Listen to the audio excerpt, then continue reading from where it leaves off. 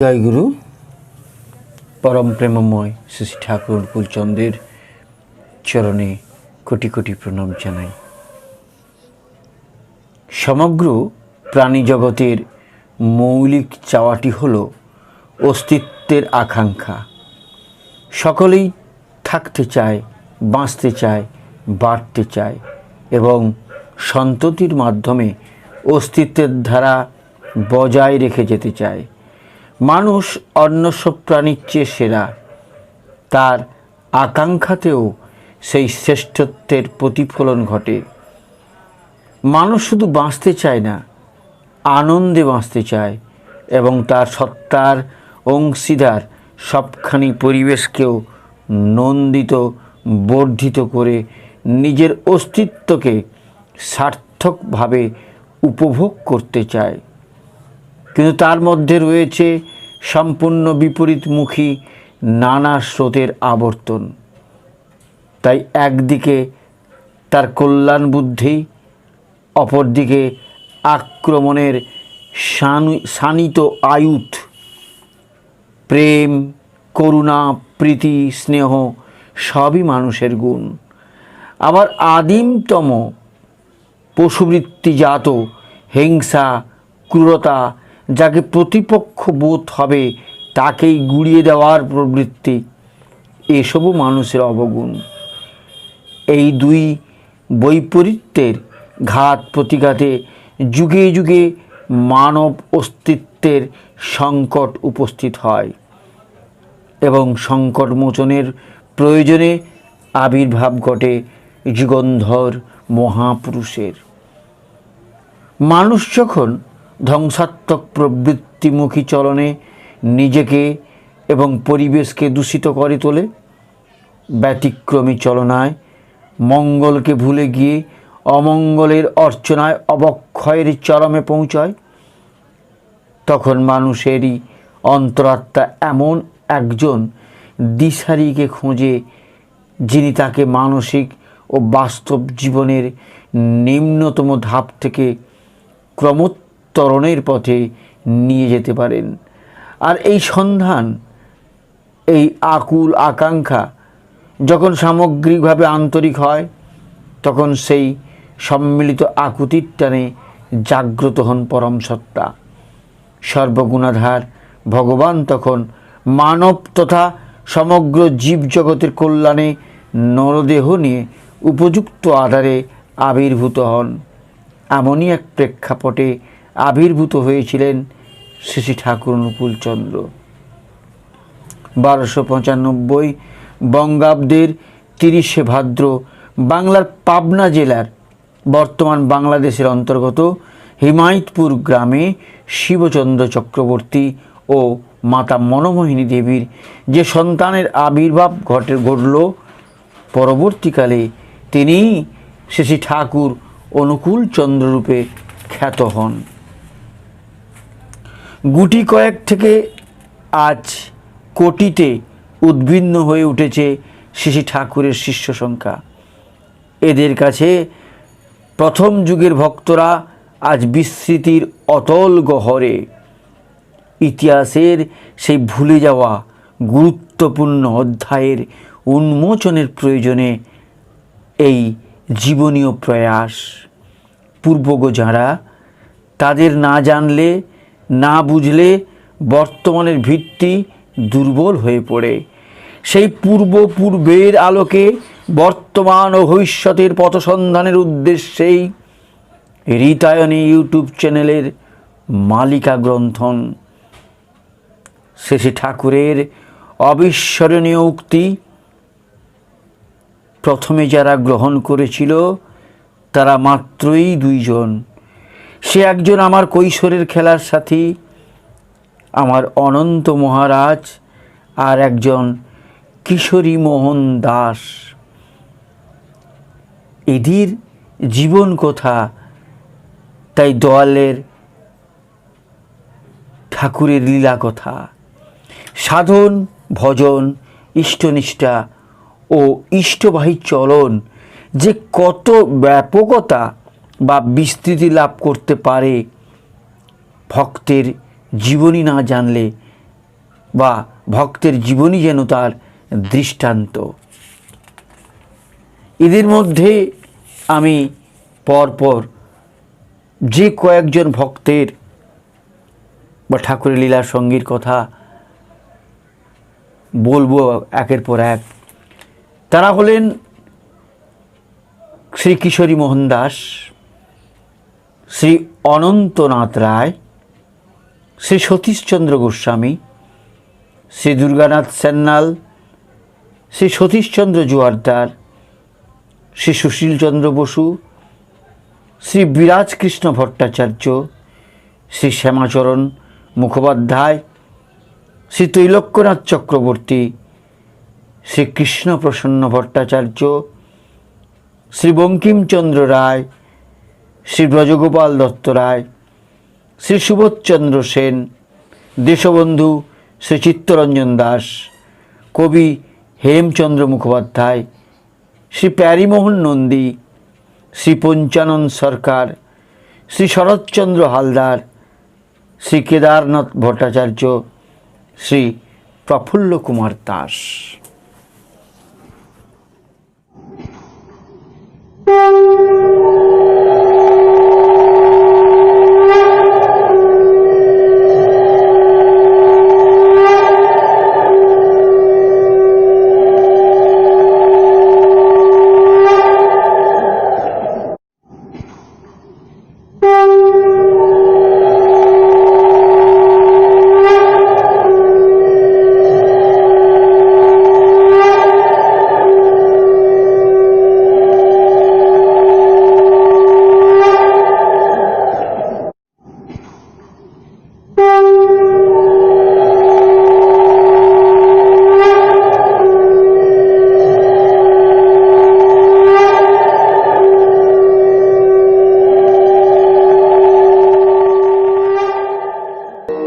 यदा यदा हि धर्मस्य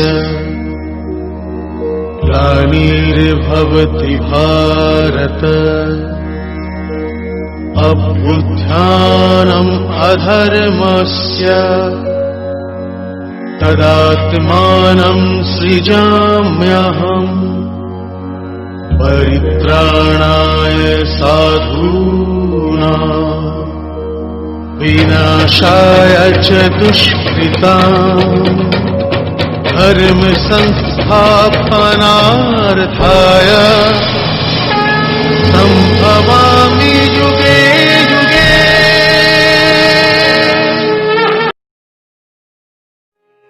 वन्दे पुरुषोत्तमम् वन्दे पुरुषोत्तमम् वन्दे पुरुषोत्तमम्। পূর্বেই আপনাদের কাছে নিবেদন করেছি এক, ভক্তশ্রেষ্ঠ কিশোরী মোহন দাসের জীবনী, দুই, ভক্তশ্রেষ্ঠ অনন্তনাথ রায়, তিন, সতীশচন্দ্র গোস্বামী, চার, দুর্গানাথ সান্যাল, পাঁচ, সতীশচন্দ্র জোয়ারদার, ছয়, সুশীলচন্দ্র বসু, সাত, বিরাজ কৃষ্ণ ভট্টাচার্য। আর আমার আজকের নিবেদন শ্যামাচরণ মুখোপাধ্যায়, ভক্তশ্রেষ্ঠ শ্যামাচরণ মুখোপাধ্যায়। জন্ম 1905 খ্রিস্টাব্দ, মৃত্যু 4 আগস্ট 1940। সাধারণভাবে আয়ু এবং জীবন সমার্থক প্রতিভাত হলেও আয়ুষ্কালের পরিমাপ এবং জীবনের পরিধি এক নয়।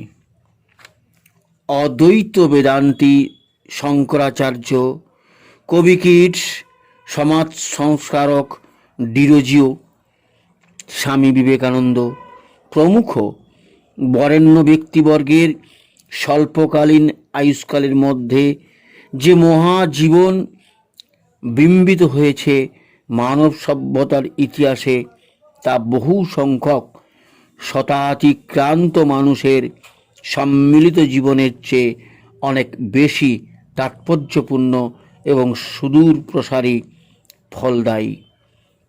তবে এ সমস্ত মহাপ্রাণের আয়ুর সীমা বর্ধিত হলে জগতের পক্ষে তা অধিকতর কল্যাণপ্রসূ হতো। এ ভাবনা সতই উদিত হয়।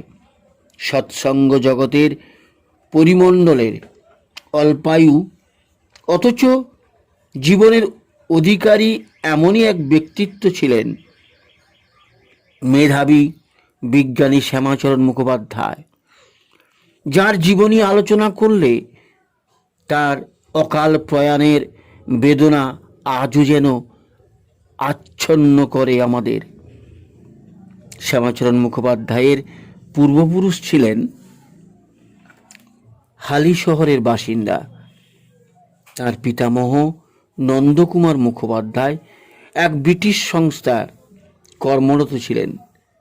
চাকুরির সুবিধার জন্য তিনি উত্তর কলকাতার বাগবাজারে বাড়ি কিনে বসবাস শুরু করেন। শ্যামাচরণের পিতা নগেন্দ্রনাথ তদানীন্তন বেঙ্গল প্রেসিডেন্সির আবগারি বিভাগের কালেক্টর ছিলেন।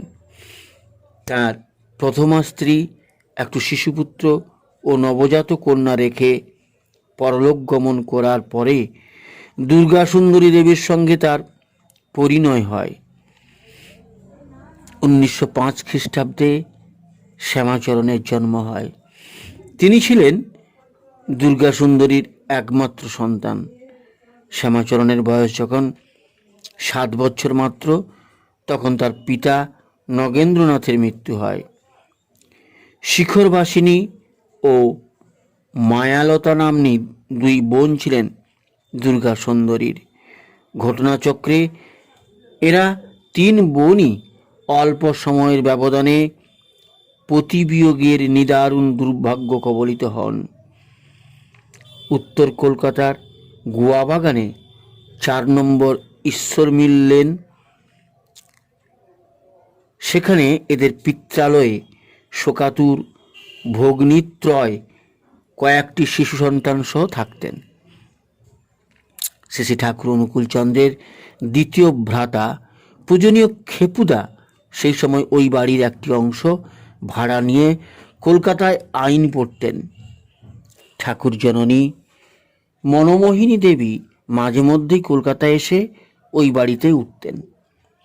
মাতা মনোমোহিনী ছিলেন যেমন ব্যক্তিত্বশালিনী তেমনি পরিপার্শ্ব সচেতন। তিনি ওই 3টি প্রতিহীনা তরুণীর অবস্থা লক্ষ্য করেন। দুর্গা সুন্দরীরা এমনই বিষাদগ্রস্ত হয়ে পড়েছিলেন যে মাঝে মাঝেই রান্না খাওয়াও বন্ধ থাকত। শিশুগুলিকে হয়তো সামান্য কিছু খাওয়াতেন, নিজেরা উপবাসে শোকাচ্ছন্নতায় দিন কাটাতেন। মাতা মনোমোহিনী একরকম জোর করেই তাদের সঙ্গে সম্পর্ক স্থাপন করেন এবং তার অসাধারণ মমতাপূর্ণ ব্যক্তিত্ব দিয়ে তাদের আপন করে নেন।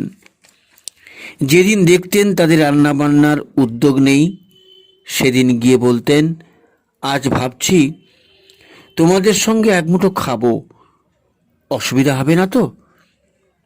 তাকে ফেরানোর সাধ্য দুর্গা সুন্দরীদের ছিল না। অপরিসীম ভালোবাসা এবং প্রবল জীবনী শক্তির অভিঘাতে জননী মনোমোহিনী তাদের অবসাদ মোচন করতে থাকেন। ধীরে ধীরে হিমায়তপুরের সৎসঙ্গ আশ্রমের সঙ্গে সম্পর্ক গড়ে উঠতে থাকে 3 বোনের। মাতা মনোমোহিনীকে এরা দিদি বলে ডাকতেন। মাতৃদেবী তাদের কাছে নিজ পুত্র অনুকূলচন্দ্রের কথাও বলেন। অনেকেই যে অনুকূলচন্দ্রকে গুরু স্বীকার করে ঠাকুর অভিধায় অভিহিত করেন, তার মধ্যে ঈশ্বরত্বের সন্ধান পান তার ভক্তবৃন্দ, বলেন সে কথাও। এরা 3 বোন যখন প্রথম অনুকূলচন্দ্রকে দর্শন করেন, তখন তিনি নিতান্তই যুবা। কান্তির কমনীয়তায় জন্য তার বয়সের চেয়েও কম দেখাতো তাকে।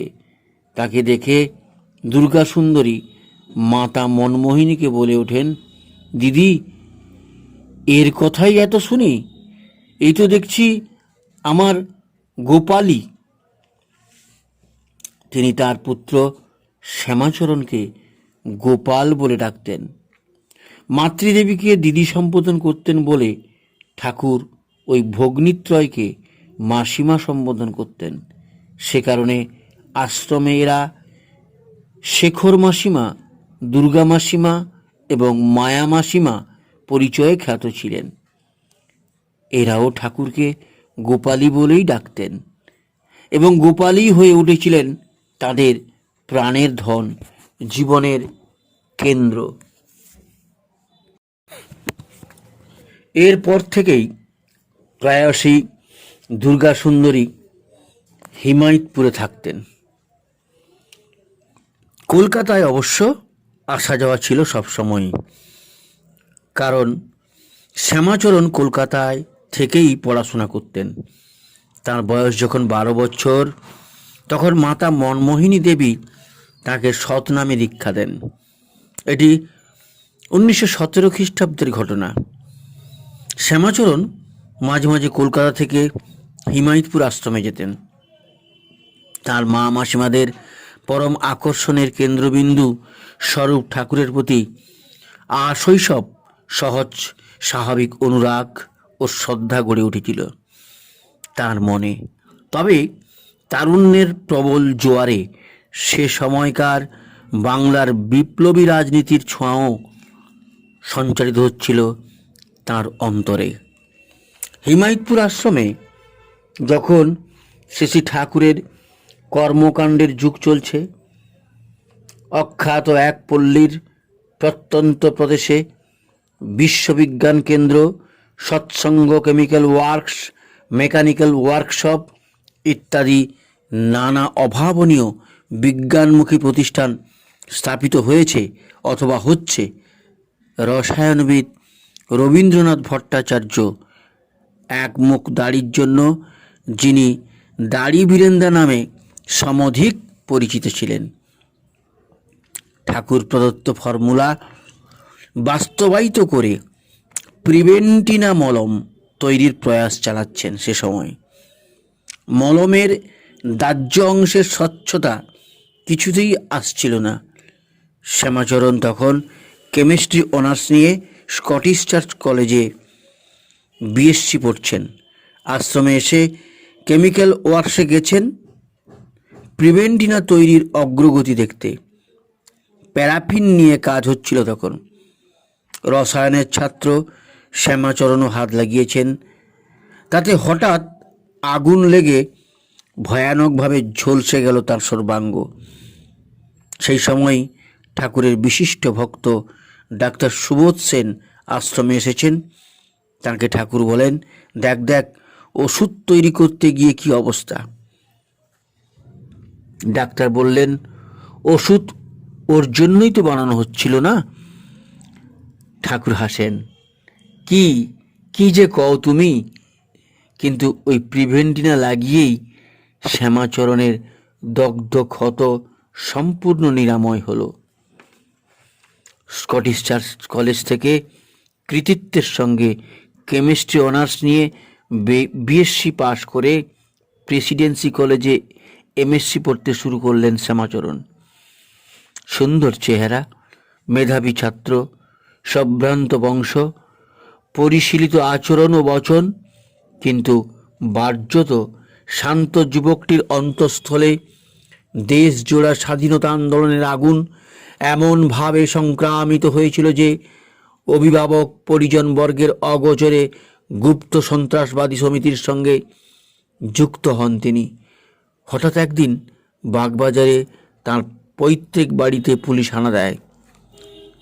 সরকারি মতে আপত্তিজনক কাগজপত্রের সন্ধানে। তীক্ষ্ণদী শ্যামাচরণের সতর্কতায় তেমন কিছু অবশ্য পাওয়া গেল না, কিন্তু তার গোপন সন্ত্রাসবাদী চলন অভিভাবকবৃন্দের, বিশেষত তার মায়ের গোচরে আসে। শঙ্কিতা মা ছেলেকে নিয়ে যান তার গোপালী অর্থাৎ ঠাকুরের কাছে। শ্যামাচরণ এ ব্যাপারে ঠাকুরের সঙ্গে আলোচনায় আদৌ ইচ্ছুক ছিলেন না। আবাল্য পরিচিত স্বজনের প্রতি যেমন সহজ ভালোবাসা থাকে, ঠাকুরের প্রতি তাঁরও ছিল তেমনি, কিন্তু কিছু উদাসীনতা বা গুরুত্বহীনতার ভাবও ছিল হয়তো নবীনত্বের স্বাভাবিক নিয়মে। বিশেষত স্বাধীনতা সংগ্রামী যে প্রতিটি ভারতীয় বা ভারতবাসীর তৎকালীন মুখ্য কর্তব্য, এই বিষয়ে তিনি ছিলেন দৃঢ় নিশ্চিত। তবুও মায়ের জোড়াজুড়িতে ঠাকুরের কাছে গেলেন শ্যামাচরণ। ঠাকুর তাকে প্রশ্ন করেন, দেশ তো স্বাধীন করবি, স্বাধীন দেশে কি করবি, ঠিক করেছিস কিছু? এই প্রশ্নের উত্তর তার কাছে ছিল না। এরপরে দীর্ঘ আলাপ আলোচনার মাধ্যমে ঠাকুর তাকে বোঝান প্রকৃত স্বাধীনতার অর্থ কী এবং কিভাবে তা অর্জন করা যায়। আরও বলেন, ধ্বংসাত্মক কাজের মাধ্যমে কারও কোনো প্রকৃত লাভ হয় না, বরং এই ধরনের কাজ করে তার মনুষ্যত্ব বিধ্বস্ত হয়। গঠনাত্মক সদর্থক চলনই মানুষকে আকাঙ্ক্ষিত প্রাপ্তি এনে দিতে সক্ষম এবং গঠনমূলক কাজের জন্য উপযুক্ত মানুষ গড়ে তোলাই প্রকৃত স্বাধীনতার বাস্তব ভিত্তি। শ্রী ঠাকুরের অন্যান্য বিশ্লেষণী বক্তব্যে শ্যামাচরণের সম্বিত ফেরে বিস্মিত হয়ে ভাবেন, এ তো সহজ সত্য, তো কারোর কাছে শুনিনি। তার একান্ত কাছের এতদিনকার দেখা মানুষটি যেন এক আশ্চর্য আলোকে সম্পূর্ণ পৃথকভাবে উদ্ভাসিত হয়ে ওঠেন তার কাছে। নিজের সর্বস্ব দিয়ে পরিপূর্ণভাবে ঠাকুরকে গ্রহণ করলেন শ্যামাচরণ। তার জীবনের সবখানি হয়ে ওঠেন শ্রী ঠাকুর অনুকূলচন্দ্র। প্রথম শ্রেণীতে তৃতীয় স্থান অধিকার করে রসায়ন শাস্ত্রে এমএসসি পাশ করার পরে জার্মানির একটি বিশ্ববিদ্যালয়ে স্কলারশিপ পেয়েছিলেন গবেষণার জন্য। কিন্তু মা দুর্গাসুন্দরীর সম্মতি না থাকায় জার্মানি যাননি শ্যামাচরণ। কিন্তু ঠাকুরের ইচ্ছে ওকে দিয়ে গবেষণা করানোর। অতঃপর জ্ঞানচন্দ্র ঘোষের জীবনে রিসার্চ শুরু করেন।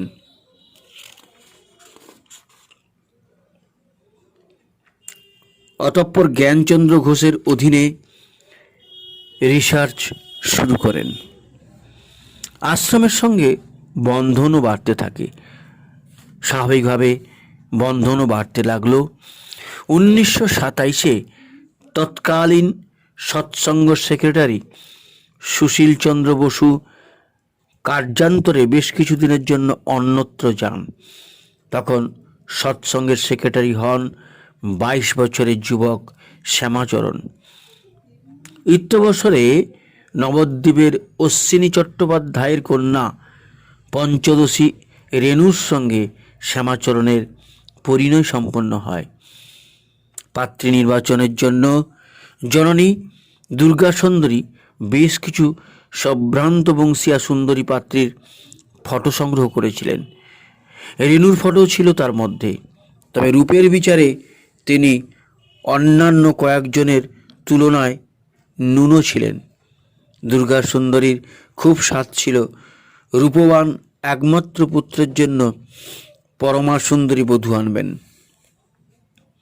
কিন্তু ঠাকুরের সম্মতি ছিল যে কোনো কাজের প্রথম শর্ত দুর্গাসুন্দরীর সবকটি ফটো নিয়ে ঠাকুরকে দেখিয়ে জিজ্ঞাসা করেন যে কাকে নির্বাচন করবেন।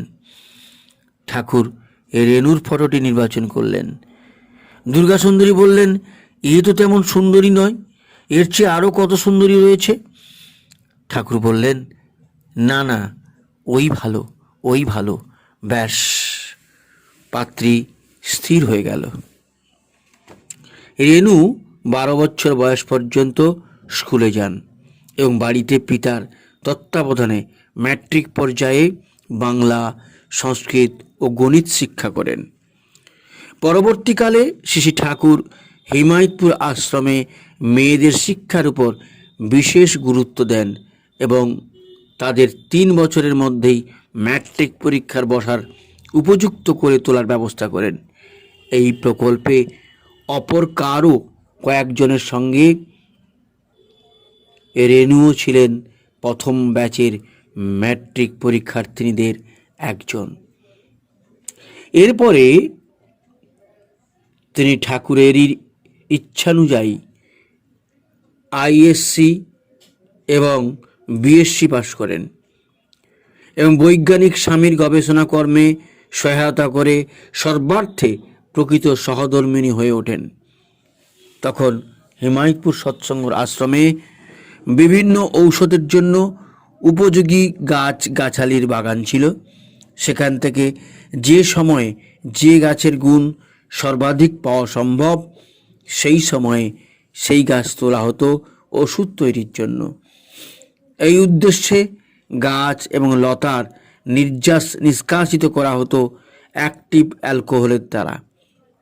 ঠাকুর শ্যামাচরণকে এই অ্যালক্যালয়েড এক্সট্রাকশন পদ্ধতিটির সরলীকরণ করার কথা বলেছিলেন। রসায়নের ছাত্র হিসাবে বিভিন্ন ভেষজ রসায়নের গুণাগুণ বিচার এবং তাদের আরোগ্য ক্ষমতা সম্বন্ধে নানা গবেষণা করেন। তিনি ঠাকুরের নির্দেশে হিমায়তপুর আশ্রমের সীমিত পরিসরের ল্যাবরেটরিতে আশ্রমের কর্মকাণ্ড বেড়ে চলার সঙ্গে সঙ্গে লোকজনের সংখ্যাও বাড়তে লাগলো বাড়িঘর। সব মিলিয়ে এক বৃহৎ আয়তনে ক্রিয়াযোগ্য, যার জন্য প্রয়োজন ছিল প্রচুর অর্থের। এ সময় জানা গেল গ্রামে গ্রামে ডিপ টিউবওয়েল বানানোর বা বসানোর জন্য বেঙ্গল গভর্নমেন্ট টেন্ডার আহ্বান করেছে।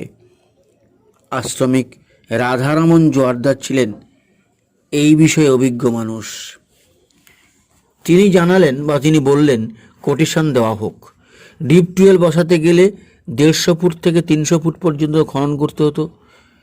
সবাই 300 ফুটের হিসাবেই কোটেশন দিত। রাধারামন বললেন আমরা 150 ফুটের কোটেশন দেব, আর সেই হিসাবে টিউবওয়েলের দাম পড়ে গেল অবিশ্বাস্য কম। নিম্ন মূল্যের কোটেশন দেওয়াতে সৎসঙ্গই টেন্ডার পাওয়ার যোগ্য বলে বিবেচিত হলো। কিন্তু এত কম খরচে কিভাবে হবে, এ বিষয়ে সরকারি কর্তৃপক্ষ সন্দিহান ছিলেন। শ্যামাচরণ ছিলেন কর্তৃপক্ষের সঙ্গে যোগাযোগকারী। তিনি এই সন্দেহের কথা জানিয়ে রাধারামনকে কিঞ্চিত সংশয়ের সঙ্গে জিজ্ঞাসা করলেন, সত্যিই এত কম খরচে হবে তো? রাধারামন দৃঢ়তার সঙ্গে বললেন, নিশ্চয়ই হবে। আপনি সরকারকে জোর দিয়ে বলুন, নিশ্চয়ই হবে। শ্যামাচরণ সেভাবে জানানোর পরে কর্তৃপক্ষ একটি শর্ত সাপেক্ষে সৎসঙ্গকে টেন্ডার দিতে রাজি হলেন। শর্তটি হলো ওই খরচের হিসাবে 5টি গ্রামে নমুনা নলকূপ বসিয়ে দেখাতে হবে।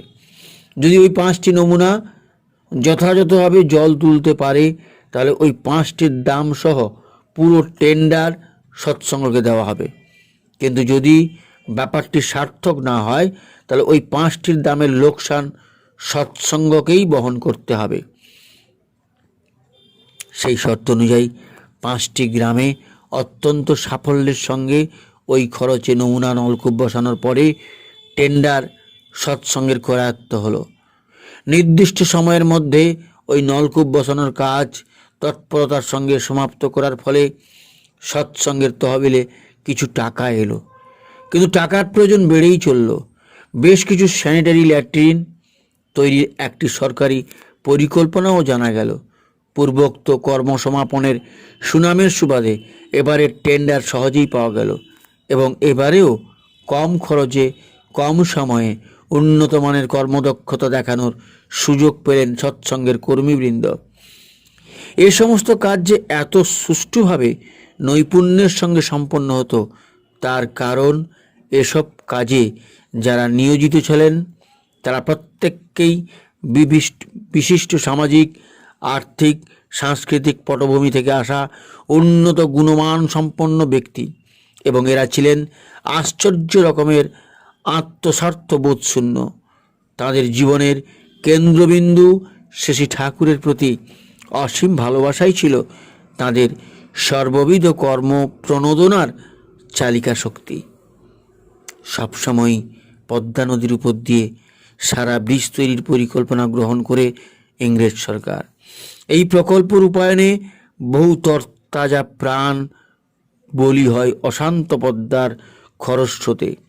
কিন্তু সারা ব্রিজ তৈরি হলে ইংরেজের ব্যবসার পথ আরও সুগম হবে। সুতরাং যে কোনো মূল্যে ওই ব্রিজ সমাপ্ত করতে ইংরেজের বণিক বুদ্ধি কৃতসংকল্প ছিল। সারা ব্রিজের উপর গিয়ে রেল লাইন পাতা হবে। লাইন যাবে উত্তরবঙ্গ পর্যন্ত। সেই লাইনের জন্য প্রয়োজনীয় কাঠের তক্তা বা স্লিপারের জন্য টেন্ডারের আহ্বান করা হলো। এই টেন্ডারের ব্যবস্থাপক ছিলেন রেলের ইঞ্জিনিয়ার অমলেশ চট্টোপাধ্যায়। তিনি শ্যামাচরণের শালক। শ্যামাচরণ তাকে গিয়ে বললেন এবং ধরলেন, এই টেন্ডার সৎসঙ্গের চাই, কিন্তু এই কাজের জন্য প্রয়োজন বিপুল আর্থিক সঙ্গতি। তা তো সৎসঙ্গের নেই। কিভাবে এত বড় দায়িত্ব দেওয়া বা দায়িত্ব তাদের দেওয়া সম্ভব? কিন্তু সৎসঙ্গী বৃন্দের অভিধানে সে সময় অসম্ভব শব্দটি ছিল না। সৎসঙ্গের কর্মকুশলতার সুনামের জোরে এবং শ্যামাচরণের ব্যক্তিত্বের প্রভাবে আংশিক টেন্ডার পাওয়া গেল। দায়িত্ব পাওয়া তো গেল, সময়ের তুলনায় কাজের আকার এবং দায়িত্ব এবারে অনেক বেশি। অত্যন্ত দ্রুততার সঙ্গে কার্যসিদ্ধির পন্থা রূপায়িত করতে হবে। অবিলম্বে শ্যামাচরণ সমস্ত কাজটির পরিকল্পনা করে ফেললেন। একজনকে পাঠানো হলো তরাই অঞ্চলে। সেখান থেকে বড় বড় গাছ কেটে একসঙ্গে বেশ কয়েকটি করে বেঁধে ভাসিয়ে দেওয়া হলো নদীতে। গঙ্গা পদ্মা হয়ে তা পৌঁছল হিমায়তপুর। পদ্মার ঘাট থেকে ওই বড় বড় গাছের গুড়ি আশ্রম পর্যন্ত নিয়ে যাওয়া হলো গড়িয়ে গড়িয়ে। ব্যাপারটি যত সহজশ্রাব্য, আদৌ তেমন সহজসাধ্য নয় এ কথা বলা বাহুল্য। কাঠ তো পৌঁছলো, কিন্তু এত অল্প সময়ের মধ্যে কাঠ ছিঁড়ে এত তক্তা বানানো হস্তচালিত করাতের সাহায্যে সম্ভব নয়। যন্ত্রচালিত দ্রুতশক্তি করাতের ব্যবস্থা করা না গেলে কাজ শেষ করা সম্ভব হবে না নির্দিষ্ট সময়ে। কিন্তু শক্তি পাওয়া যাবে কোথা থেকে? সৎসঙ্গের তখনও ইলেকট্রিক ডায়নামো আসেনি। শ্যামাচরণ আবার গেলেন শ্যালক অমলেশের কাছে। তোমাদের পরিত্যক্ত ইঞ্জিন একটা দাও, কয়েকটা রেল লাইন দিতে হবে। টাকা দিতে পারবো না, কাজ শেষ হলে আমাদের পাওনা থেকে টাকা শোধ হবে। তার কথায় ইঞ্জিনিয়ার অমলেশ চ্যাটার্জি একটি বাতিল হয়ে যাওয়া ইঞ্জিন এবং কিছু রেল লাইন ওয়াগানে করে পাঠিয়ে দিলেন ঈশ্বরদী স্টেশনে।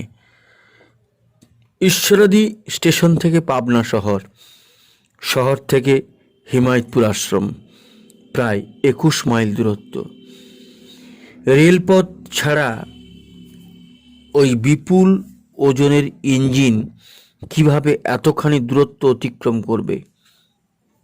আবার স্মরণ করা যায় সৎসঙ্গীদের তখনকার অভিধান থেকে অসম্ভব শব্দটি মুছে গিয়েছিল। যে রেল লাইনগুলি চাওয়া হয়েছিল তার মধ্যে একজোড়া দুপাশে পাতা হলো। বহু কসরত করে ওই লাইনের উপর ইঞ্জিনটি ঠেলে তোলা হলো।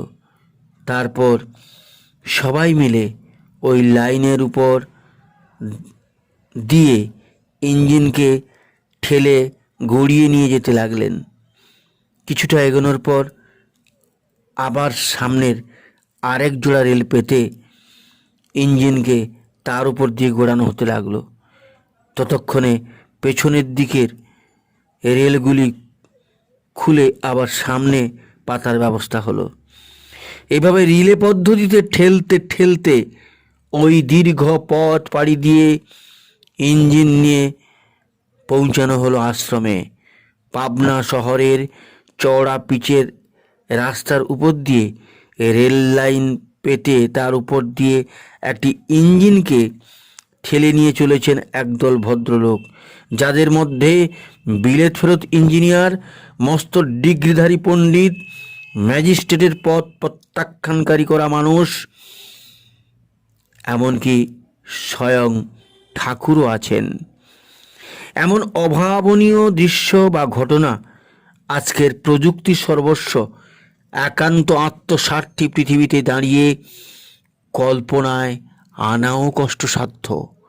বস্তুত একটি মানুষের ভালোবাসা যে এতগুলি মানুষকে কিভাবে সব ছাপানো, সব ভোলানো, প্রেমের স্রোতে ভাসিয়ে নিয়ে যেতে পারে, তাদের সফল সামাজিক পরিপ্রেক্ষিতকে তুচ্ছতায় পর্যবেসিত করে নিতান্ত কৃচ্ছতা সংকুল আশ্রমিক জীবনে অবিশ্বাস্য সব কর্মকাণ্ডে তাদের মাতিয়ে তুলতে পারে, আজকের সংকীর্ণ দুনিয়াদারির প্রেক্ষাপটে তা যে অবিশ্বাস্যই মনে হয়।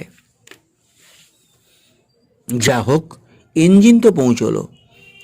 ইঞ্জিনের বয়লারে জ্বালানি হিসাবে দেওয়া হলো অনেক পরিমাণে কাঠ। কয়লা ছিল দুষ্প্রাপ্য। সেই বয়লার থেকে শক্তি সংগ্রহ করে সেই শক্তিচালিত চক্রাকার করাতের সাহায্যে কাঠ কেটে তক্তা বানিয়ে নির্দিষ্ট সময়ের মধ্যে কাজ নিষ্পন্ন হলো। তীক্ষ্ণধী শ্যামাচরণের সুব্যবস্থিত পরিকল্পনায় সম্পূর্ণ ক্রিয়াযোগ্যটি সম্পাদিত হয়। সুনিপুণ কর্মকুশলতা ও সহজাত নেতৃত্বই শুধু নয়, শ্যামাচরণের অসাধারণ হৃদয়বত্তাও ছিল দৃষ্টান্ত স্বরূপ। একবার কলকাতা থেকে হিমায়তপুর ফিরছেন, বর্ষাকাল। পাবনা থেকে 4 মাইল কর্দমাক্ত পথ ভেঙে যেতে হবে। তার পরিধানে ছিল প্যান্ট, শার্ট, জুতো, মোজা। একটি সিমেন্টের বেদিতে বসে জুতো মোজা খুলে হাতে নিয়ে প্যান্ট গুটিয়ে তৈরি হচ্ছেন হাঁটার জন্য। অঝরে বৃষ্টি পড়ে চলেছে। হঠাৎ লক্ষ্য করলেন একজন রমণী তার সামনে এসে হাত মেলে দাঁড়ালো। তিনি তার পকেটে হাত ঢুকিয়ে যা হাতে উঠল দিয়ে দিলেন তার হাতে। কিন্তু সেই রমণী দাঁড়িয়েই রইল, হাতখানি মুঠি করতেই যেন খেয়াল নেই তার। শ্যামাচরণ তার দিকে তাকিয়ে দেখেন মধ্যবয়স্কা এক পৌড়া, অদ্ভুত এক শূন্য চোখের দৃষ্টি, যে স্থান কালের ও বোধ নেই তার। বৃষ্টিতে সম্পূর্ণ ভিজে গেছে তার সারা শরীর। তিনি উঠে দাঁড়িয়ে বলেন, কি মা, আপনার কি হয়েছে? পৌড়া যন্ত্রচালিতের মতো বলে, আমার একমাত্র ছেলে গত সপ্তাহে মারা গেছে, আমার আর কেউ নেই। শ্যামাচরণ তার বাহুটি ধরে কোমল স্বরে বলে, এই বৃষ্টিতে একেবারে ভিজে যাচ্ছেন, চলুন মা, আমি আপনার বাড়ি পৌঁছে দিয়ে আসি। উত্তরে সেই মা জানায় যে তার বাড়িঘরও কিছু নেই, খাজনা না দিতে পারায় জমিদার বাড়ি নিয়ে নিয়েছে। উদ্বিগ্ন শ্যামাচরণ তখন তাকে তার সঙ্গে আশ্রমে যেতে বলেন। সে বলে সে কোনো কাজে লাগবে যে আশ্রমে তার স্থান হবে। শ্যামাচরণ দৃঢ়তার সঙ্গে বলেন, আমাদের ঠাকুরের আশ্রমে সবার জন্য কাজ আছে, সকলের আশ্রয় আছে। এই কথা বলে সেই মহিলাটিকে সঙ্গে নিয়ে ওই পথ পাড়ি দিয়ে জলে কাদায় মাখামাখি হয়ে শ্রী ঠাকুরের সামনে নিয়ে গিয়ে বলেন, ঠাকুর, এই মাটির ছেলে মারা গেছে গত সপ্তাহে। এ কথা শুনেই সেই রমণী এতক্ষণ পরে ডুকরে কেঁদে ওঠে।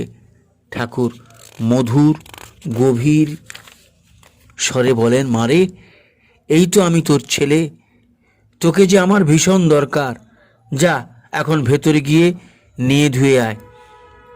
শ্যামাচরণ লক্ষ্য করেন ওই একটি কথায় সে পুত্রশোকাতুরা বিভ্রান্ত রমণীর মুখের ভাব সম্পূর্ণ পরিবর্তিত হয়ে গেল। আশ্বস্ততার ও নির্ভরতার ছবি ফুটে উঠল সেখানে।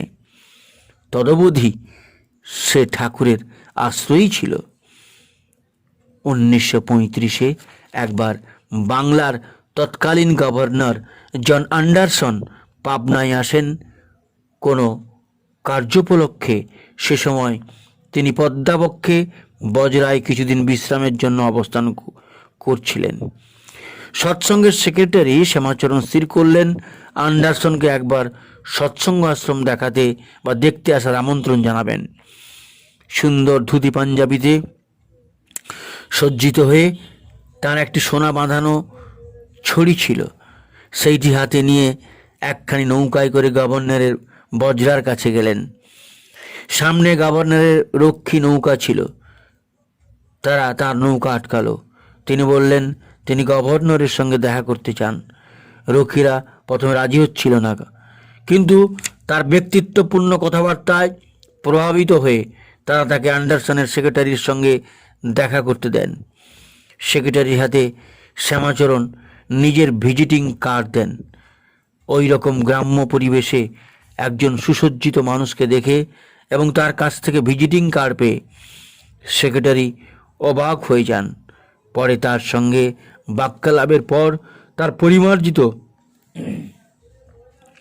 ইংরেজি শুনে সেক্রেটারির বিস্ময় আরও বৃদ্ধি পায় এবং গভর্নর অ্যান্ডারসনের সঙ্গে তার সাক্ষাৎকারের ব্যবস্থা করেন। অ্যান্ডারসন শ্যামাচরণের সঙ্গে পরিচিত হয়ে তার পাণ্ডিত্য, বাগ্মিতা ও বিশেষত রসায়নশাস্ত্রে তার গভীর ব্যুৎপত্তি দেখে যৎপরনাস্তি বিস্মিত এবং প্রীত হন। শ্যামাচরণ তখন তাকে একবার সৎসঙ্গ পরিদর্শনের আমন্ত্রণ জানান।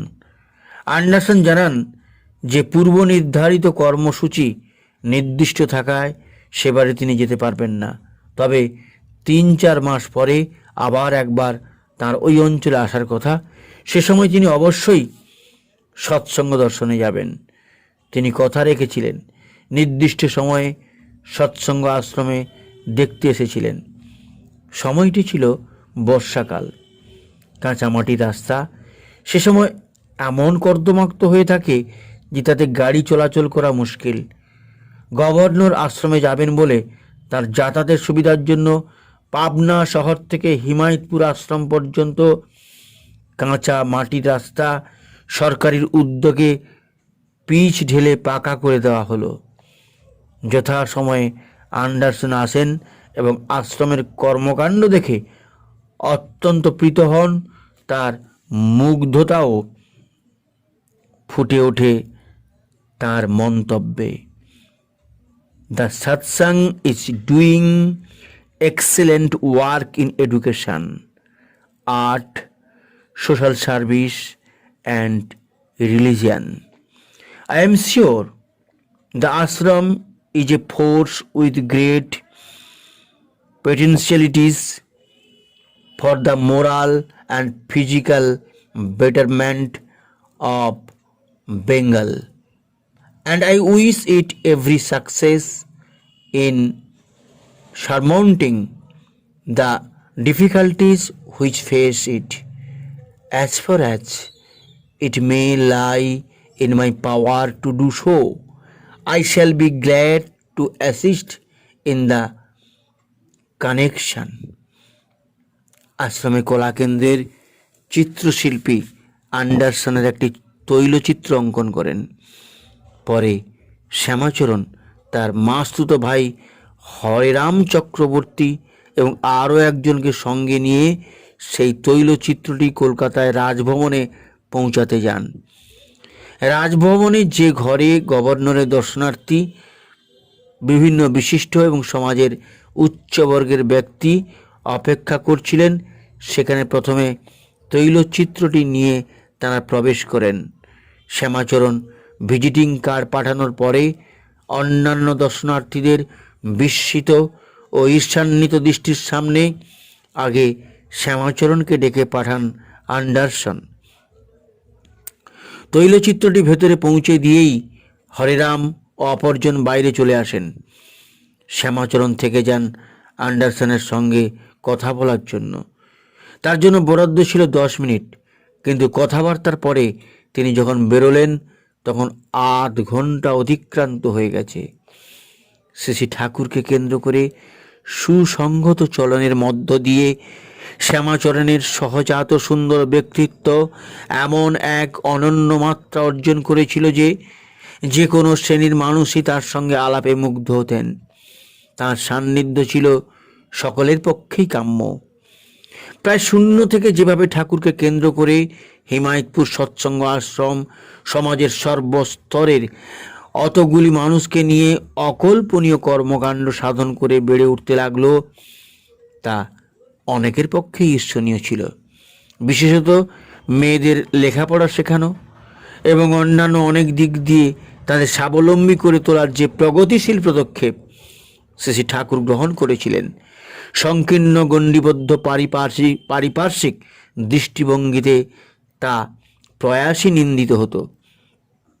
তাই ঠাকুরের প্রতি এবং আশ্রমের প্রতি আকৃষ্ট মানুষের সংখ্যা বাড়ার সঙ্গে সঙ্গে শত্রুর সৃষ্টি হয়েছিল অনেক। আশ্রমের মিথ্যা অপযশ ছড়ানোর জন্য এদের যথাসাধ্য চেষ্টা ত্রুটি ছিল না। আশ্রমের মধ্যে নানা ধরনের সমাজবিরোধী কার্যকলাপ সাধিত হয়, মেয়েদের নিয়েও যথেচ্ছাচার চলে। এই ধরনের নিন্দাবাদ পল্লবিত হতে হতে সরকারি পর্যায়ে উচ্চ স্তর পর্যন্ত পৌঁছায়। পাবনা তখন প্রশাসনিকভাবে রাজশাহী ডিভিশনের অন্তর্গত ছিল। রাজশাহী ডিভিশনের কমিশনার ছিলেন দৌর্দণ্ড প্রতাপ ICS অফিসার FW রবার্টসন। তিনি 1936-এর এপ্রিল মাসে একদিন হঠাৎ করে কোনো পূর্ব অবগতি ছাড়াই ম্যাজিস্ট্রেটকে সঙ্গে নিয়ে আশ্রমে এলেন পরিদর্শনে। উদ্দেশ্য আশ্রম বিষয়ক অপবাদগুলি হাতে নাতে যাচাই করা। এসে দেখেন কুঁড়ে ঘরে টিমটিমে আলোয় বসে একান্ত ঘরোয়া অল্প বয়সী কজন গৃহবধূ ক্যালকুলাস করছেন। কোথাও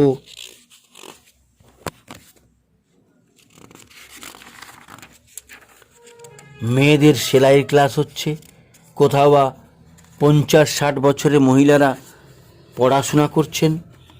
তপবনের বিদ্যালয়ে গিয়ে দেখলেন ছেলেরা এখানে ওখানে মাটি কোপাচ্ছে, কোথাও ক্লাস হচ্ছে। সেক্রেটারি শ্যামাচরণের সঙ্গে করে তাকে সব ঘুরিয়ে ফিরিয়ে দেখালেন। রবার্টসন বিস্ময় বিমুগ্ধভাবে জিজ্ঞাসা করলেন, এ কি স্বপ্নপুরী নাকি? কেমিক্যাল ওয়ার্কসে নিয়ে গিয়ে রসায়নে সুপণ্ডিত শ্যামাচরণ কোন গাছ থেকে কোন ওষুধ কিভাবে হয় বোঝালেন। দৃশ্যতেই বিমূঢ় রবার্টসন বলেন, এসব কি দেখছি? আপনাদের ঠাকুর এখানে শুধু ফিলোজফির চর্চা করান না। তপবন ঘুরে বলেন, এখানে পড়াশোনার ধারার সঙ্গে আমাদের অক্সফোর্ড কেমব্রিজ ধারার মিল আছে। মেকানিক্যাল ওয়ার্কশপের তখন বিরাট ডায়নামো ছিল, একদিকে লেদের কাজ হচ্ছে আর একদিকে ঢালাইয়ের কাজ চলছে।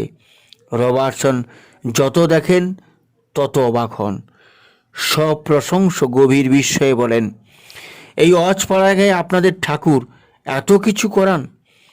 শ্যামাচরণ সপ্রত্যয় বিনয়ের উত্তর দেন, আজ্ঞে হ্যাঁ। আমাদের ঠাকুর বলেন, ইংরেজ তাড়িয়ে তো স্বাধীনতা হয় না, এই হলো প্রকৃত স্বাধীনতা। রবার্টসন ঠাকুরের কাছে নিয়ে যাওয়া হলো। একটি পরিচ্ছন্ন কুঁড়ে ঘরে বসেছিলেন ঠাকুর। রবার্টসনকে একটি চেয়ারে বসতে বলা হলো। যে দুর্ধর্ষ কমিশনারের সামনে বড় বড় ইংরেজ অফিসাররাও কাঁপত। ঠাকুরের দিকে তাকিয়ে তার মধ্যে এমন এক ভাবান্তর উপস্থিত হলো যে তিনি চেয়ার ছেড়ে মাটিতে বসে পড়তে চাইলেন। অনেক অনুরোধে তাকে চেয়ারে বসানো হলো। রবার্টসন ঠাকুরের সঙ্গে কিছুক্ষণ কথা বলেন। দোবাসির কাজ করেন শ্যামাচরণ। ঠাকুরের দিকে তাকিয়ে তিনি বলেন, মনে হচ্ছে যেন একটা নীল আলো দেখতে পাচ্ছি। পরে শ্যামাচরণকে বলেন, ইয়াংম্যান, তোমাকে আমার প্রতিশ্রুতি দেওয়া রইল, সৎসঙ্গের জন্য যখন যা দরকার হবে আমার কাছে যাবে, তিনি প্রকৃতই মোহিত হয়ে গেছিলেন। গভীর শ্রদ্ধার সঙ্গে রাওয়াটসন মন্তব্য করেন, the Ashram will prove A real force in the Province for combating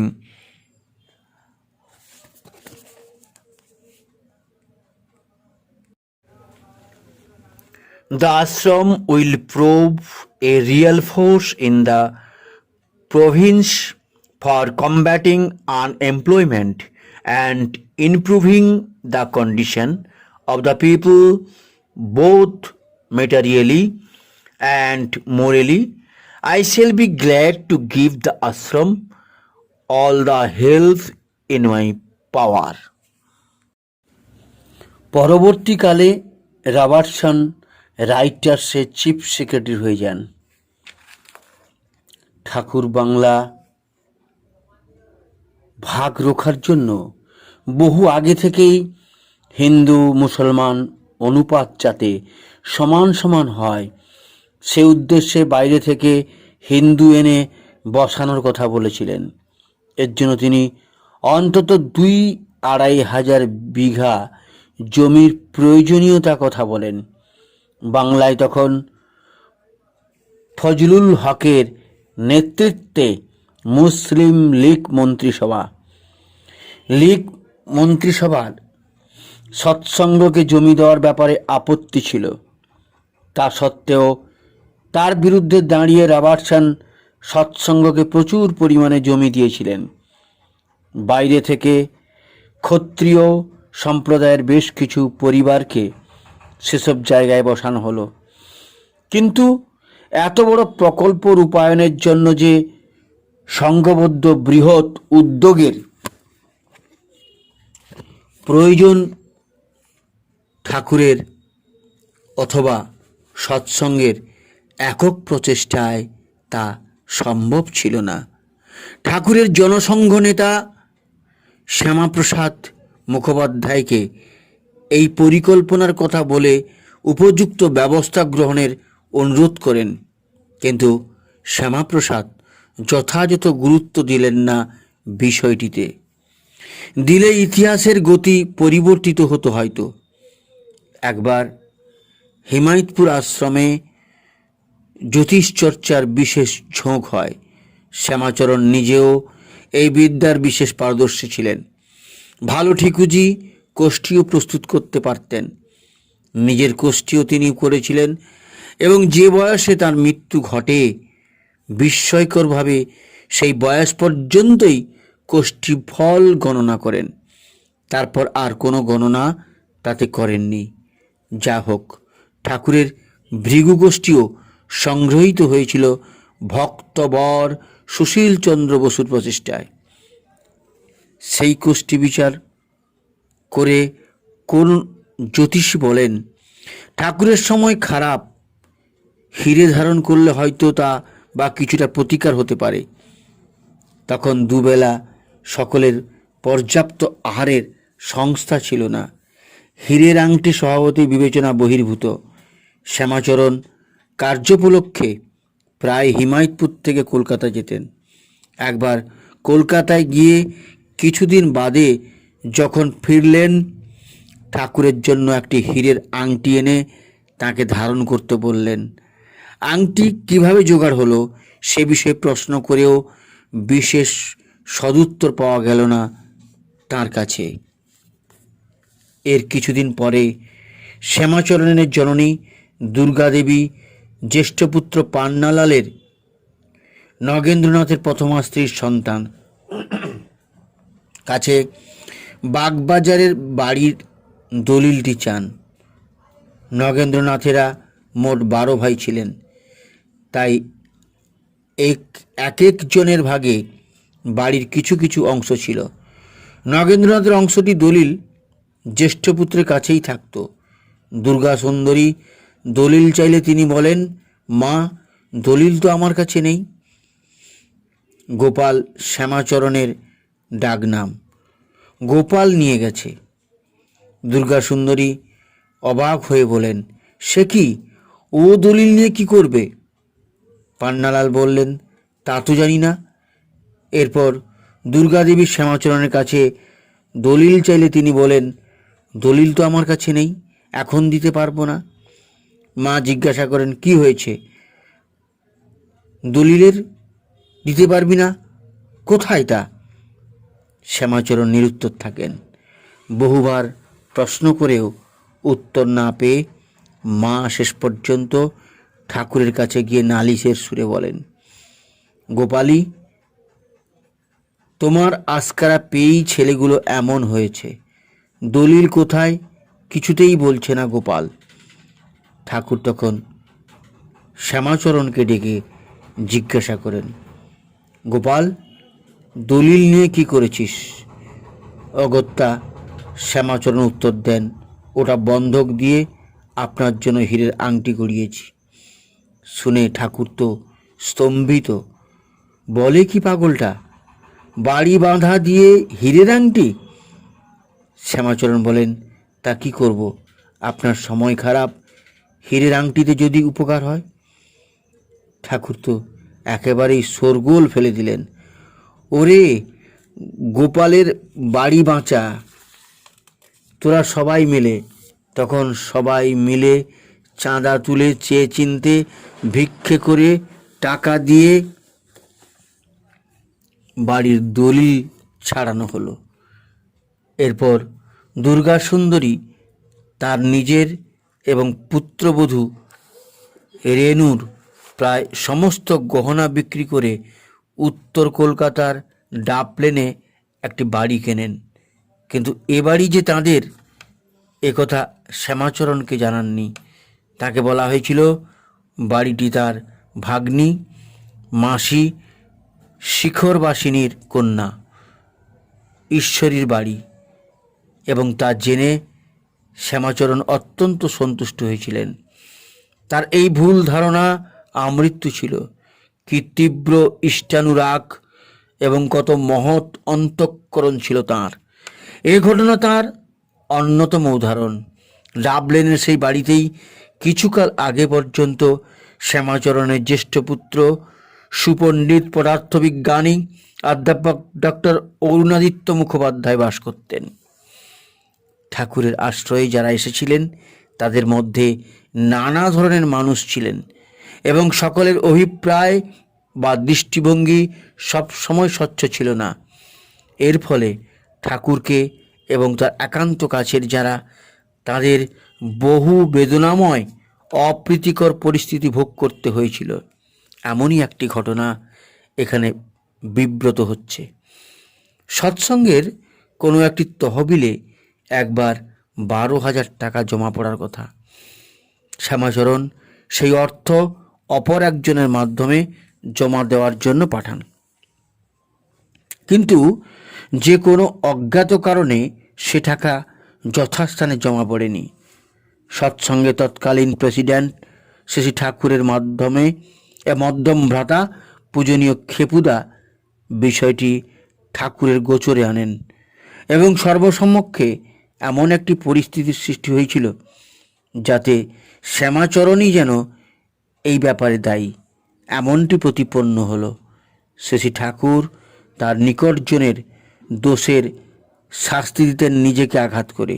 এক্ষেত্রেও তিনি নিজের পাদুকা দিয়ে নিজেকে আঘাত করলেন সর্বসমক্ষে। বেদনায় বিষাদে আচ্ছন্ন হয়ে গেল নিরপরাধ শ্যামাচরণের অন্তরাত্মা। নীরবে নিজ গৃহে ফিরে এলেন তিনি। তারপরই তার জ্বর হলো, সঙ্গে কাশি এবং অপরিসীম শারীরিক দুর্বলতা।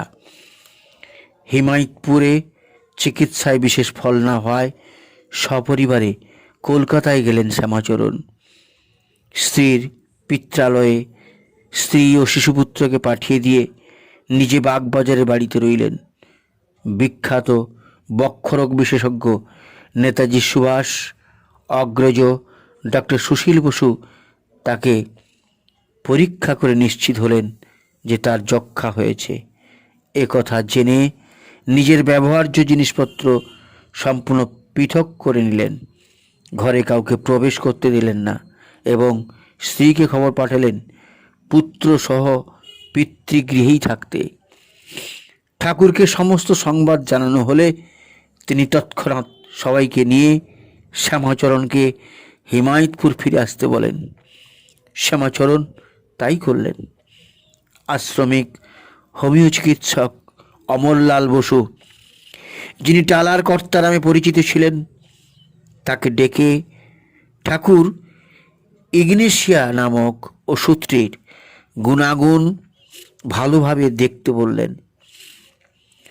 তিনি দেখে জানালেন যে গভীর মানসিক আঘাতজনিত কারণে শারীরিক পীড়ায় এই ওষুধ বিশেষ কার্যকর। ঠাকুর বললেন শ্যামাচরণকে ইগনেশিয়া দিতে বললেন এবং ওই ওষুধেই অল্প সময়ের মধ্যেই তিনি সম্পূর্ণ সুস্থ হয়ে উঠলেন। প্রকৃতপক্ষে শ্যামাচরণ যে নির্দোষ একথা ঠাকুর খুব নিশ্চিত রূপেই জানতেন, কিন্তু যারা তাকে অপরাধী সাজিয়ে নিজেদের আড়াল করতে চেয়েছিলেন, তিনি তাদের আঘাত করার জন্যই নিজেকে আঘাত করেছিলেন। পরে শ্যামাচরণ এ সত্য অনুভব করেন। শ্যামাচরণের গভীর ধীশক্তি এবং প্রগাঢ় মননশীলতা তার রচিত নেচার্স ড্রামা নামক একটি ইংরেজি পুস্তিকার মাধ্যমে সুপরিস্ফুট হয়েছে। নিয়তির অমোঘ আকর্ষণে ইষ্টাদেশ পালনের সামান্য ব্যত্যয়ে ভয়ঙ্কর জীবনাবসান না ঘটলে তার কাছ থেকে মানব জাতির আরও বহু প্রাপ্তি হতে পারত। তিনি ইংরেজিতে পুস্তিকাটি লিখলেও এটির বঙ্গানুবাদ যে অত্যন্ত প্রয়োজন তা অনুভব করে শ্রী ঠাকুরের অপর সুযোগ্য ভক্ত প্রফুল্ল কুমার দাসকে বলেছিলেন ওই বাংলা অনুবাদের কাজটি করতে। প্রফুল্ল কুমার দাস যথাযথভাবে সেই অনুবাদ কর্ম সমাধা করেন। তা প্রকৃত ধর্ম নামে প্রকাশিত হয় শ্যামাচরণের প্রয়াণের পরে।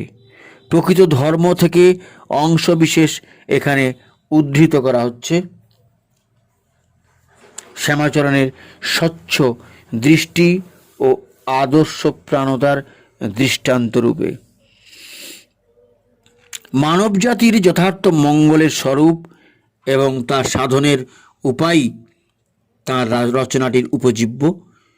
এই প্রসঙ্গে জীবনের মৌলিক শক্তি, অনুরাগ বা সুরতের প্রকৃতি নিরূপণ করে তার সর্বোৎকৃষ্ট বিকাশের মাধ্যমে জগতের সর্বাধিক কল্যাণ সাধনের পন্থা নির্দেশ করেন তিনি নিম্নরূপ।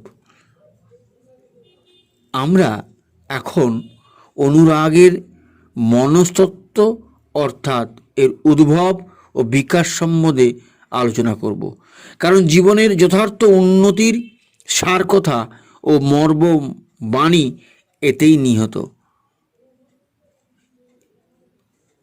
উন্নতির সার কথা ও মর্মবাণী এতেই নিহিত। গোড়ার কথা হচ্ছে, একটা শিশু যখন জন্মগ্রহণ করে তখন তার সুরত অর্থাৎ আসক্তি ধারা তার আকর্ষণের একমাত্র বস্তু মায়াতেই যুক্ত থাকে।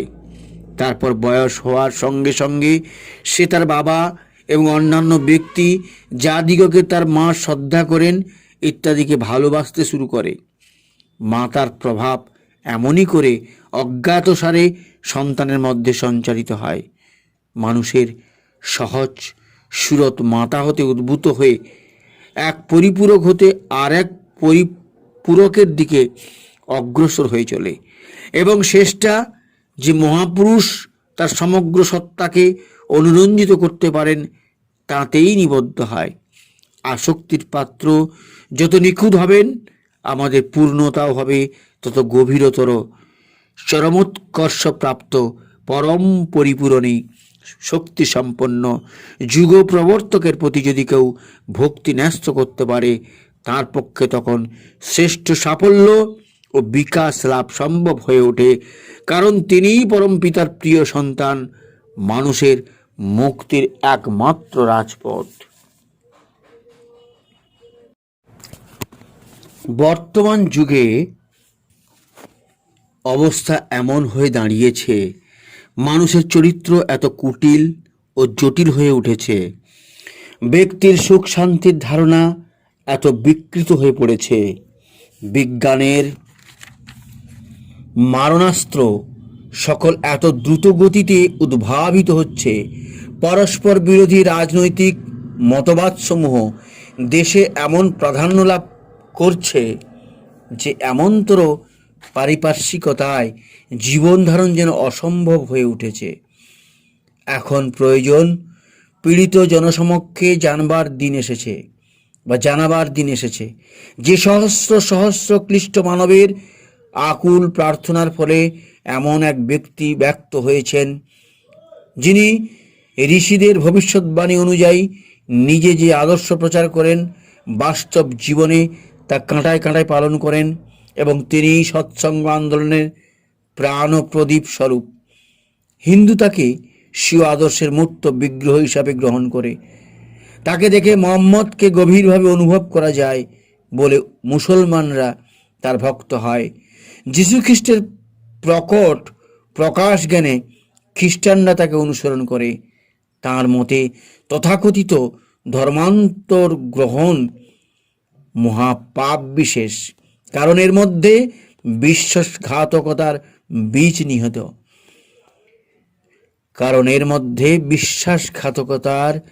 বীজ নিহিত। ব্যক্তিগত দৃষ্টান্তের সাহায্যে উদ্বুদ্ধ করত প্রত্যেকের বৈশিষ্ট্য মাফিক তাকে জীবন বৃদ্ধির উন্নত পরিক্রমণায় পরিচালিত করাই তার সহজ পদ্ধতি। তার দৃঢ় ইচ্ছাশক্তি এবং ব্যক্তিগত চরিত্র মাধুর্যের প্রভাবে আজ সহস্র সহস্র লোক তার আকর্ষণে তার শিষ্যত্ব গ্রহণ করে প্রবর্তিত সহজ সরল বৈজ্ঞানিক বাস্তবতামূলক মত ও পথের অনুসরণে নিজেদের জীবন গঠনে ব্যাপৃত।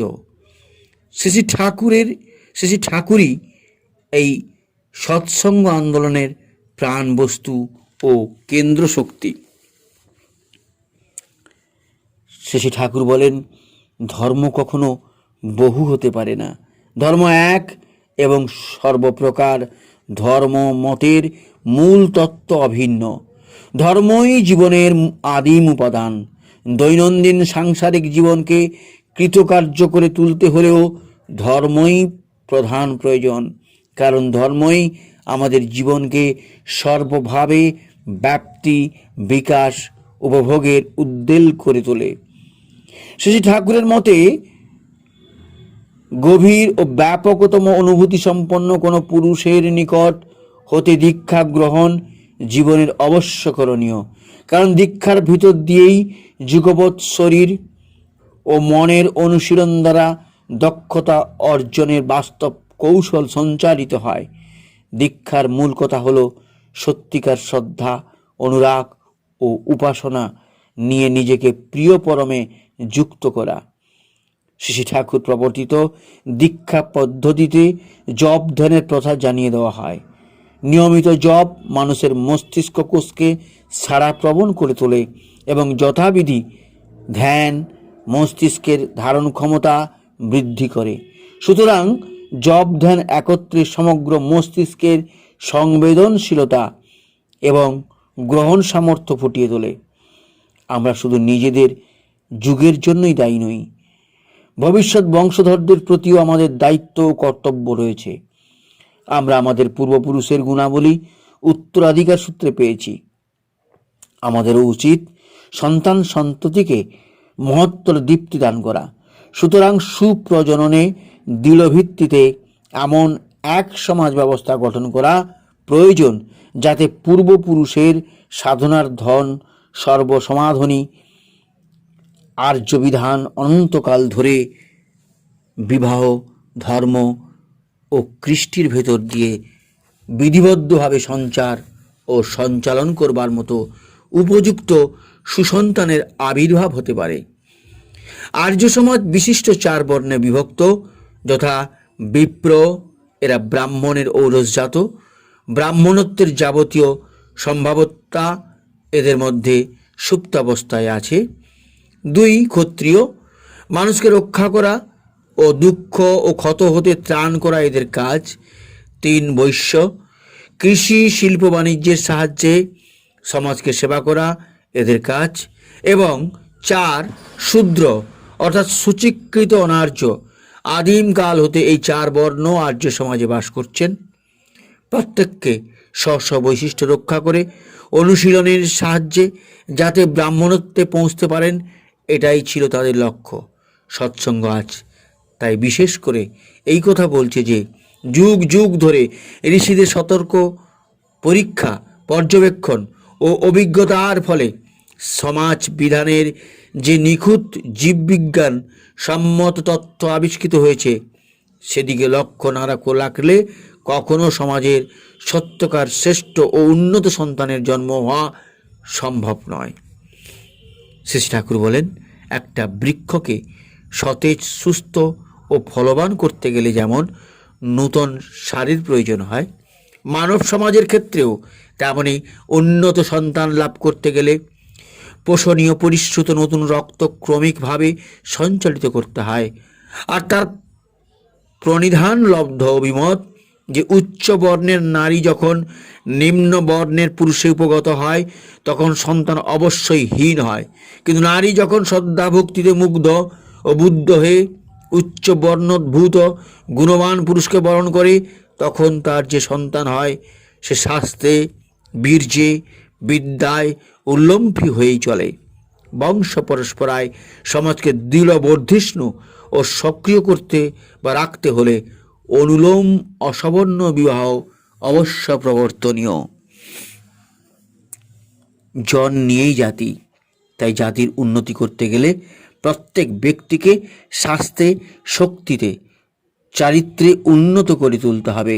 পরিপূরক নেতা বা প্রেরিত পুরুষের পতাকা তোলে তাদের সমবেত করে প্রত্যেককে বাস্তবভাবে আদর্শানুবর্তিতায় উদ্দাম করে তুলতে হবে।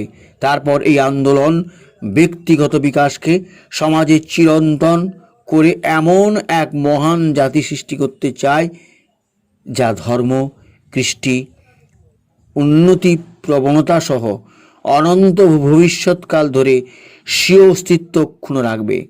সৎসঙ্গের এই সপরিপার্শ্বিক ব্যষ্টি আন্দোলন আজ শুধু নীতিতে নিবদ্ধ নয়, পরন্তু এর দৈবী নেতার অমানসিক উৎসাহ ও প্রযত্নের ফলে আজ এই আন্দোলন বাস্তবতায় মূর্ত প্রতিফলিত। সামনে বাকি আছে শুধু ক্রমবর্ধমান বিস্তার, যার ফলে সঙ্ঘ সেবকগণের চরম ও পরম মঙ্গল অবধারিত। সৎসঙ্গের সমষ্টি সম্বলিত ব্যষ্টি আন্দোলনের প্রত্যেক উৎসাহী কর্মীর কাছে অস্তিত্ব অসার, আড়ষ্ট ও নিরস নয়, বরং তা উদ্দেশ্যমুখর, কর্মময়, প্রাণচঞ্চল। তার জীবন আজ আর নিষ্ফল, নিশ্চল, ক্লীবত্ব দুষ্ট নয়। আজ তা বিস্তার, পরিবর্তন ও উপভোগে প্লাবমান, বীর্যবান, আপনহারা, পাগল পারা। এই অমর অভিযান এমনতরই সৃজনমুখী এবং দুর্জয় শক্তিশালী। তাই এই আন্দোলন ভীরু বা স্থবিরদের জন্য নয়, সাহসী, অবুদ্ধ, লিপ্সু লোকেরাই এতে যোগদান করে জীবন সার্থক করে তুলবে। শ্যামাচরণ মুখোপাধ্যায়ের মতো সর্বার্থে ইষ্ট সর্বস্ব মানুষের ইষ্ট নির্দেশ পালনের সামান্য শিথিলতার ছিদ্রপথে প্রবেশ করে নিয়তির করাল বায়ু আকস্মিক বেদনার্ত আয়ু সমাপ্তি ঘটে এই মহৎ প্রাণের। আলোচনা প্রসঙ্গে মহাগ্রন্থের সংকলক নমস্য প্রফুল্ল কুমার দাস রচিত অসাধারণ স্মৃতিকথা স্মৃতিতীর্থে এবং আলোচনা প্রসঙ্গে থেকে তাঁরই অনুকরণীয় বর্ণনায় সে অপরিসীম বেদনার ঘটনা বিব্রত হচ্ছে। 1940 সালের বর্ষাকালে গোপালদা আশ্রমের তৎকালীন সেক্রেটারি শ্রীযুক্ত শ্যামাচরণ মুখোপাধ্যায় ও আশ্রমকর্মী দুর্গাচরণ দা বা দুর্গাচরণ সরকার বিশেষ প্রয়োজনে ফরিদপুর জেলার রাজবাড়িতে যান শ্রীযুক্ত প্রমথনাথ গঙ্গোপাধ্যায়ের কাছে। যাওয়ার সময় শ্রী শ্রী ঠাকুর তাদিগকে পই পই করে বলে দেন 3রা আগস্টের মধ্যে আশ্রমে ফিরতে, কিছুতেই যেন দেরি না করেন। দুজনে সেই সংকল্প করে রওনা দেন। গোপালদা রাজবাড়ি গেলে প্রমথদা তাকে নাছোড়বান্দা হয়ে ধরে পড়েন তার এক প্রিয়জনের চাকরির জন্য, একবার কলকাতায় গিয়ে তদবির করতে। গোপালদার মিষ্টি মধুর মনোমুগ্ধকর ব্যক্তিত্বের দরুন অসাধারণ প্রভাব প্রতিপত্তি ছিল হোমরা চোমরা সাহেব সুবাদের মহলে। যাই হোক, গোপালদা বললেন ঠাকুর 3 তারিখের মধ্যে আশ্রম ফিরতে বলেছেন, তার অন্যথা করা আমার পক্ষে সম্ভব হবে না। গোপালদার অমনীয় মনোভাব দেখে প্রমথদা দুর্গাচরণ দাকে ধরলেন। গোপালদাকে বলে কই রাজি করাতে কলকাতায় যাওয়ার খরচ বাবদ প্রয়োজন অতিরিক্ত টাকা তার হাতে গচ্ছিয়ে দিলেন। বলেন, আমি টাকা কিছু বেশি দিলাম, আমার অনুরোধ কলকাতা থেকে আশ্রমে ফেরবার পথে ফুলমার জন্য একখানা পছন্দসই শাড়ি নিয়ে যাবেন। প্রমথদা চতুর মানুষ, তিনি জানতেন কাকে দিয়ে কেমনভাবে কাজ করাতে বা বাগাতে হয়। ফুলমা দুর্গাচরণদার 2য় পত্নী, তাকে খুশি করবার ধান্দায় তিনি সর্বদা এক পায়ে খাড়া। এই মক্ষম ওষুধ পড়ায় দুর্গাচরণদা প্রচণ্ড যাজন শুরু করে দিলেন গোপালদাকে। গুরু ভাইদের সেবা সাহায্য করা তো ঠাকুরেরই নির্দেশ।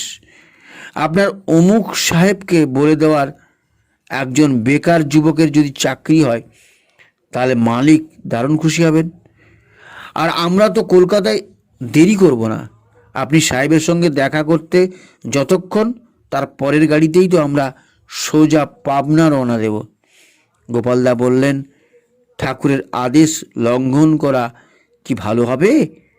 দুর্গাচরণদা বললেন, গুরুভাইয়ের আপদে বিপদে বুক দিয়ে পড়ার কথা তো ঠাকুর নিত্য বলেন, সেটা আপনি ভুলে যাচ্ছেন কেন গোপালদা?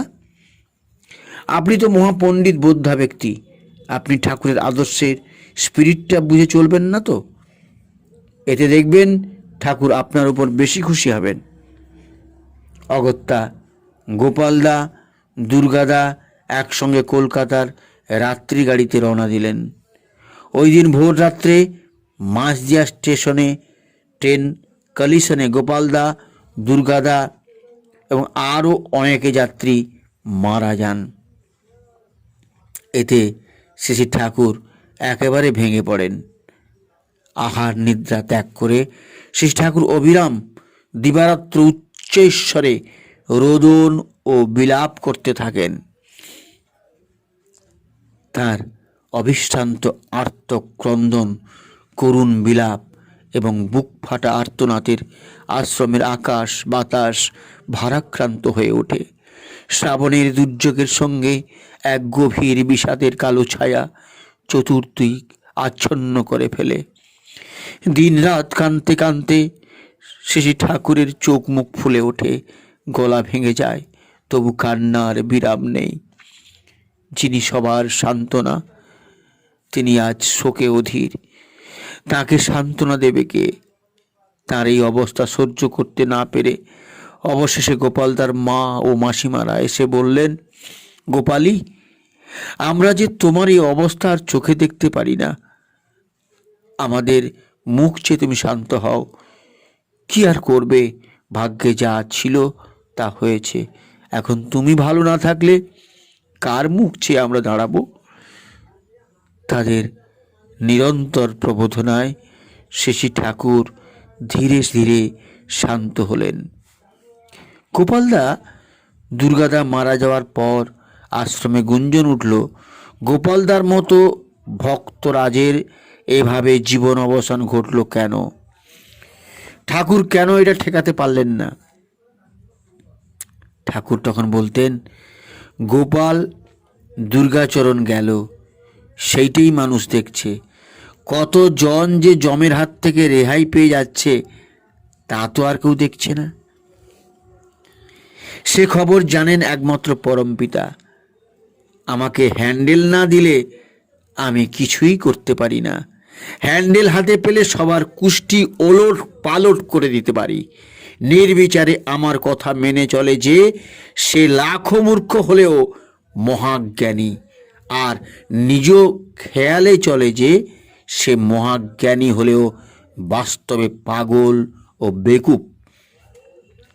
গোপালের সব ঠিক ছিল, কিন্তু দুর্গাচরণের ওপর ওর একটা দুর্বলতা ছিল, তাই ওর কাল হয়ে দাঁড়ালো। রন্ধ্রগত শনির মতো কাজ করল। শ্যামাচরণের প্রতি ঠাকুরের অন্তঃকরণে ছিল সুগভীর প্রত্যয় ও প্রীতির উৎসারণ। আদর্শ নিয়ন্ত্রিত মানুষের প্রসঙ্গে কথা বলতে গিয়ে শ্রী ঠাকুর আলোচনা প্রসঙ্গে বলেছেন, শ্যামাচরণের সম্বন্ধে বলেন, গোপালের তো কথাই নেই, আমার হাতের লাঠির মতো ছিল। আমার ইঙ্গিত বুঝে চলতে চেষ্টা করত। যেমন ছিল বিদ্যে তেমনি ছিল বুদ্ধি। তক্ষকের মতো তুখোড় ছিল। আমার চোখের একটা ইশারা দেখেই বুঝতো আমি বলতে চাই। তার মতো সুযোগ্য ভক্তকে অকালে হারানোর বেদনা ও আক্ষেপ ঠাকুরের অন্তরে গভীরভাবে বয়ে গেছিল। শ্যামাচরণের মৃত্যুর দীর্ঘ 16 বছর পরেও আলোচনা প্রসঙ্গে উল্লিখিত ঠাকুরের এই উক্তিতে তাঁরই প্রকাশ ঘটেছে। বাঘ যেমন শিকারের জন্য ঘোরে, অর্থাৎ শ্যামাচরণ তেমন নতুন মানুষের জন্য ঘুরত। খুব চতুর ছিল, মানুষ পেলেই কাত করে ফেলত। ব্যাপারটা ছিল তার কাছে খেলার মতো। ও কখনো আমার কথা না শোনা হতো না। দুর্গাচরণের বুদ্ধিতে কলকাতায় গেল, আর তা যাওয়া উচিত ছিল না।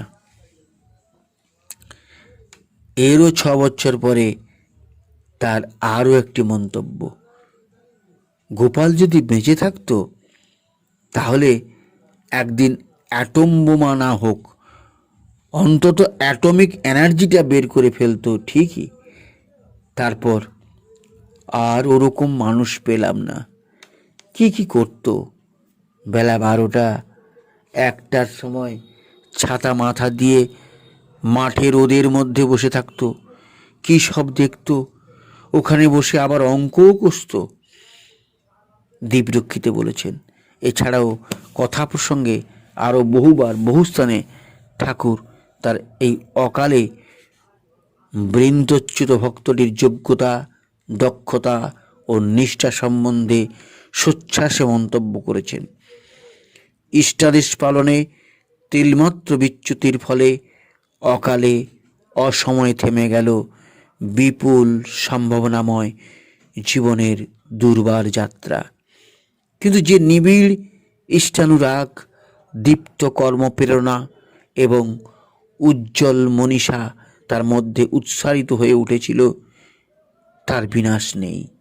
কাল অতিক্রম করে তা প্রজন্মান্তরে সঞ্চারিত হয় এবং প্রভাবিত হয়ে চলবে শাশ্বত ছন্দে। জয়গুরু। আজ এই পর্যন্ত। বহু ভুল ত্রুটি রয়েছে, পারলে নিজ গুণে ক্ষমা করে দেবেন। আর সবাই একটু বড় হয়ে গেল, তবু মন দিয়ে পড়বেন, শুনবেন, ভালো লাগবে, সঙ্গে থাকবেন, উৎসাহ দেবেন, এই প্রার্থনা করি। জয়গুরু।